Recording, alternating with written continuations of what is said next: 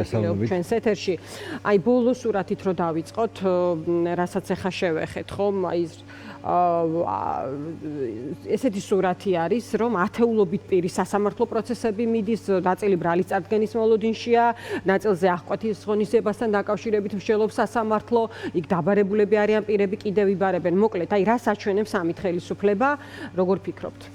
ხო, ჩვენ ხელისუფლება არ ყავს და ისინი არაფერს არ აჩვენენ, უბრალოდ მიდის ბრძოლა დამოუკიდებლობისთვის და ეგრეთ წოდებული სატრაპების ბანდა ივანიშვილის ხელმძღვანელობით მათ ყავთ დატყვევებულები ნაწილი აქტიური ადამიანებისა, ვისაც მიწვდნენ თუ დაინახეს თუ რაღაც პრინციპით შეარჩიეს და აბსურდული პრინციპით შეარჩიეს, ისინი ახლა ტყვეობაში არიან.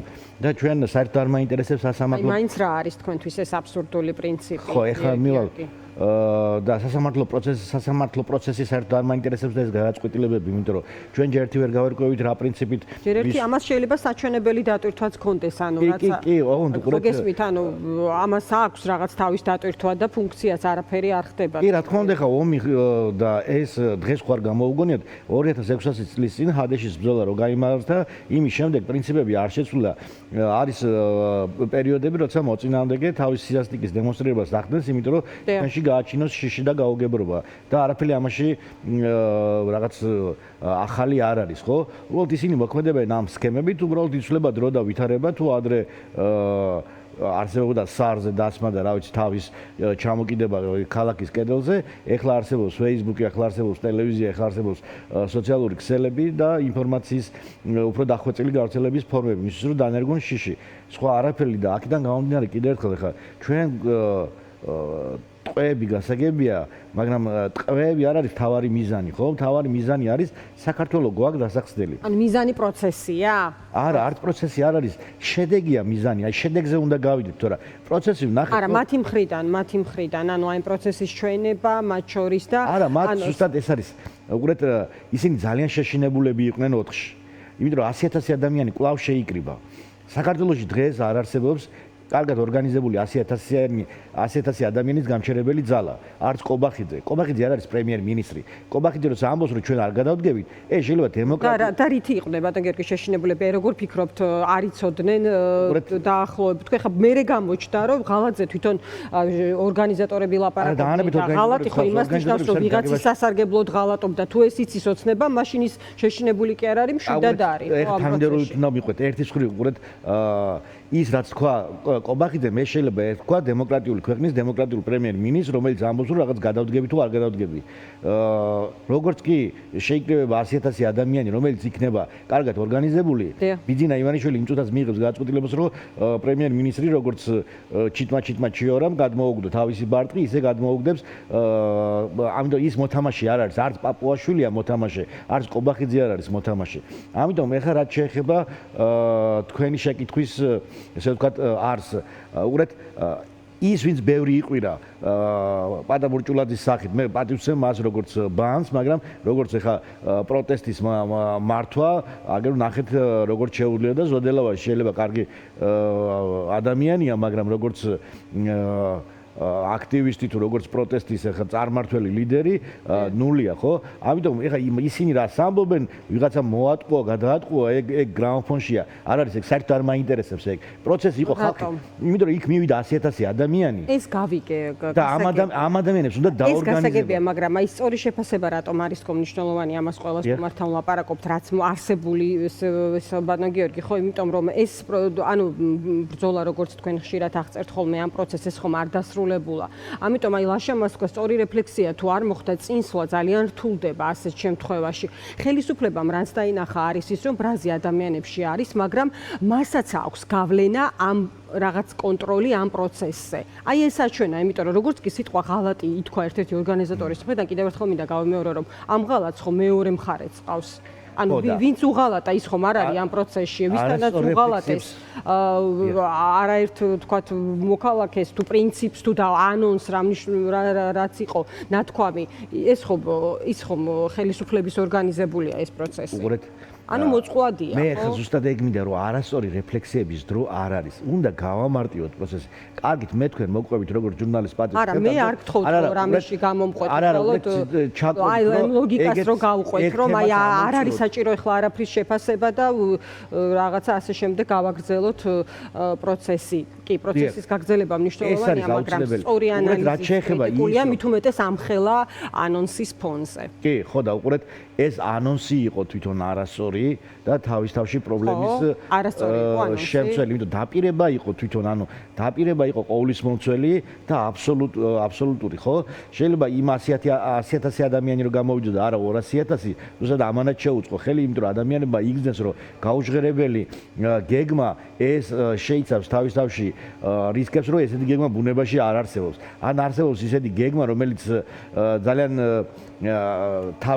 როგორც კი მას გააჟღერებენ, შევაფასებთ როგორც შეუსრულებელ გეგმას. ამიტომ იქ ეხა გაჩენა ამ ადამიანებმა ფიასკო განიცადეს და რა თქმა უნდა ეხა ისინი მოიფიქრებენ და იტყვიან რაღაც ღალაც ვიღაცამ დაამპირდა, ვიღაცა გადაამპირდა. უყურეთ, ჩვენ უნდა შევაფასოთ, უნდა მივეჩვიოთ მე ადამიანებზე მაქვს საუბარი, ვინც ამ პროცესშია, რომ შედეგების მიხედვით განსაზღვრო. ვინ რა უთხრა, ვინ რამ ხასიათზე გაიღვიძა, ეგ არ მაინტერესებს საერთოდ. შედეგი დადგა. ანუ მხოლოდ 10,000-ობით შეკრებილ ადამიანზე იყოს ფოკუსი, რომ მიუხედავად ხელისუფლების ლაპარაკის ამ პერიოდში, რომ პროტესტი 10-20 ადამიანზე დავიდა, აი ესეთ ხმამაღალ ანონსზე ამდენი ადამიანი რო გამოვიდა, მარტო ამაზე იყოს ლაპარაკი და თქვათ აი მე როგორც განვითარდა მოვლენები, ამაზე არა? არა, უნდა შევაფასოთ, უბრალოდ უყურეთ აქცენტი გადადის და თვითონ ორგანიზატორებსაც აქცენტი გადააქვთ რაღაც მითიურ ღალატზე, რაღაც ღაპრულ ღალატზე, ხო? და მე რა იცით მითიურია თუ არ არის მითიური? ორგანიზატორი ამბობს რომ არის ღალატი, იყო ღალატი. და რაში უღალატეს?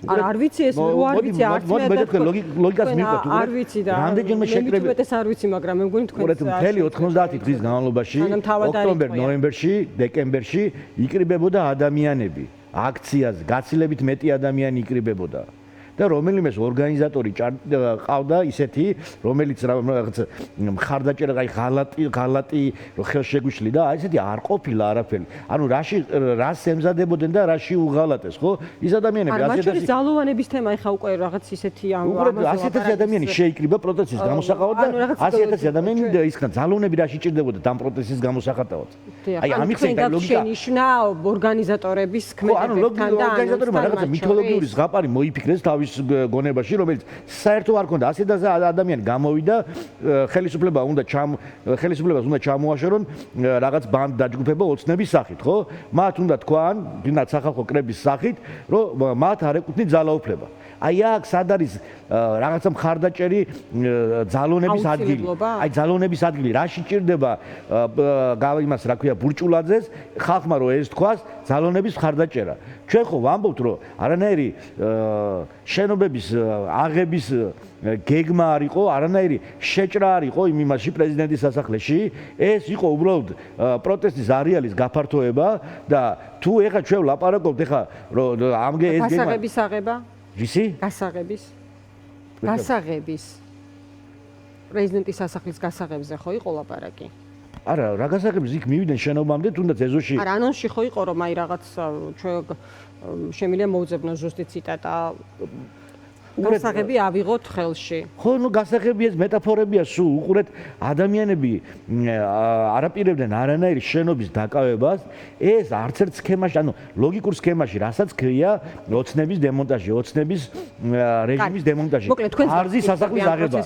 როგორც ხვდები, გიორგი, მოდი ახლა უკვე როგორ წინ შემდეგ პროცესზე რა შეგიძლიათ რო გითხრათ. უბრალოდ მათ გაეცათ. მართლა არავის არ ეცოდინება რეალობა, აი მე დღეს 10 ოქტომბერია და ამ წმენი თვარ რომ ძალიან მნიშვნელოვანია რომ ვინც ესეთი მნიშვნელოვანი განცხადება თქვათ დატოვა სამსჯელოდ საზოგადოებისთვის ანუ ისევე მათი პირიდან უნდა ითქვას ამის შესახებ თუ რა მოხდა ხო რომც არ ეთქვათ გასაგები იყო რაღაც მე არ ვიცი რა როგორ უნდა განვითარებულიყო მოვლენები მაგრამ რადგან ასე მკაფიოდ ითქვა ეს ცხადია კიდევ უფრო მეტ ინტერესს აჩენს იქამდე ვიდრე არ ითქმება რეალურად რა და როგორ მოხდა ეხა ის შემდეგ როგორ უნდა განვითარდეს მოვლენები რას იყენებს და არ იყენებს ქართული ოცნების ხელისუფლება უბრალოდ ქართული მე გითხარით 46 დაკავებული ამ დროისთვის და ანონსი სახეზე კიდევ ბოლომდე ვერ დავასრულე ზუსტად შიშის ნიშანია ეს ზუსტად მათ ძალიან ეშინოდათ იმ 100,000 ადამიანის, მე ხა პირობითად ვამბობ 100,000, შეიძლება 120,000 და რომელიმე პიკზე შეიძლება 200,000 ადამიანი გამოვიდეს და არა პიკზე შეიძლება 20-30,000 ადამიანი გიდეს, მაგრამ ეს არის უწყვეტი პროცესი. ეხა ამ პროცესში ჭირდება კალაპოტში მოქცევა და კარგად ორგანიზება, იმიტომ რომ ვისგან? ხო და აი ვისგან ეს ზუსტად ეს უნდა იყოს. აქ არის ადამიანები, რომელიც განსაკუთრებით აქტიურები არიან და მათ უნდა მოახერხონ საერთო ენის გამონახვა.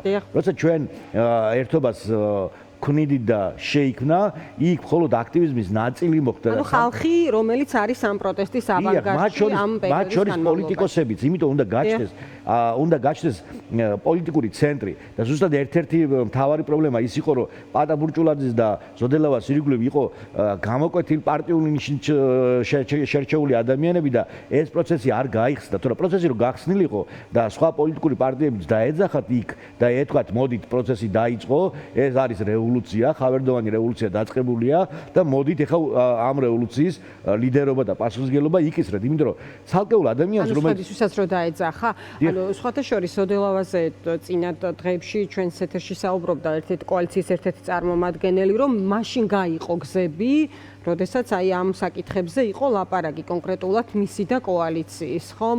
ამიტომ ესეთ მარტივი ვერ იქნებოდა ეს პროცესი, შეიძლება არაერთ კომუნიკაციად შედგა, მაგრამ ფაქტია, რომ ამან რაღაცა ნაწილმა ყოველ შემთხვევაში ამ გეგმის მხარდაჭერა ვერ მოიპოვა. ნუ ყველაფერი სპეკულაციაა ჩემი აზრით, ვიდრე ეს ადამიანები თავად არ იტყვიან რა მოხდა, ამიტომ ვსვამ მე კითხვას გაგრძელების გზებზე. და რა ხედვა გაქვთ თქვენი გამოცდილების მქონე ადამიანს, აი როგორ წარმოგიდგენიათ სწორი გზა? უყურეთ, ზუსტად ეს არის. ჩვენ ახლა უნდა ვისარგებლოთ იმით, რომ რეჟიმი არის უკიდურეს ცუდ მდგომარეობაში. ის იძულებულია ეს რეპრესიები ჩაატაროს, ხო? თავისი გადასახედიდან, როცა მას ეშინია, იმისთვის, რომ თავისი რღვევა შეაჩეროს. ეხლა ვიღაცებით განან და აი სად არის რღვევა ამბობენ. რღვევა ის კი არ არის, რომ მანდამაინც ახლა რაღაც განცხადებების დაწერა დღესვე დაიწყონ.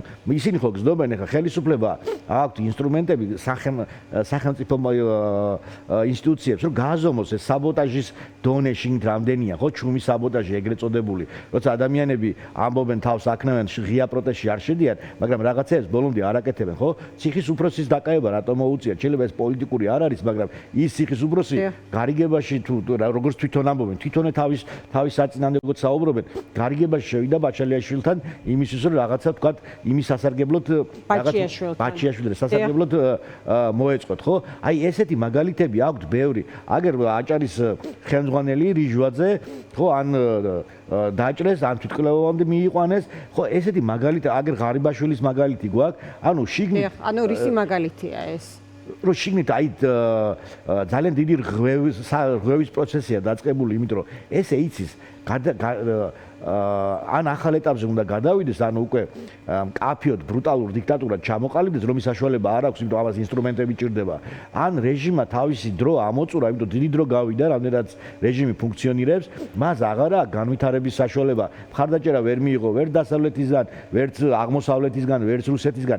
მას აქვს მხოლოდ სიტყვიერი მხარდაჭერა და სიტყვიერი მხარდაჭერა საკმარისი არა, ტრანსფორმაცია ჭირდება მას. ახალი იდეა უნდა გააჩინოს. იგივე ბოლშევიკებმა, როცა მათ გაატრიალება მოაქცეს, მათ იდეა გააჩინეს, რომ იდეის გარეშე გრძელდება რეჟიმი 10-12 წელი და მერე თავდება ეს რეჟიმები, იმიტომ თავის ამოწურა მიდის და იმ ადამიანებსაც ყავლი გაზდით, რომელიც რაღაც იმედებით მოდიოდნენ. ამიტომ ეს არის ახლა გასაკეთებელი, რომ ადრე თუ გვიან ეს რეჟიმი თავისითაც დამთავრდება, მაგრამ ჩვენ ხო ახლა არ უნდა ველოდოთ 10-15 წლის მერე თუ გადაჩეხეს ეს ქვეყანა და სადღაც ჭაობში აღმოჩნდეს საერთოდ ვეღარ ამოვალ. ამიტომ საბრძოლველი, თორე დამოუკიდებლობა საბჭოთა კავშირიდან 1 წლით ადრე მოიპოვეთ თუ 1 წლით გვიან თითქოს რა მნიშვნელობა ქონდა, მაგრამ ქონდა მნიშვნელობა. ეს იყო უნდა მოიპოვო ეს ყველაფერი. ამიტომ უნდა ვიბრძოლოთ, უნდა გავერთიანდეთ და გონივრული გეგმები უნდა დავდოთ და ზღაპრებს არ უნდა წამოვეგოთ. მადლობა, ბატონ გიორგი.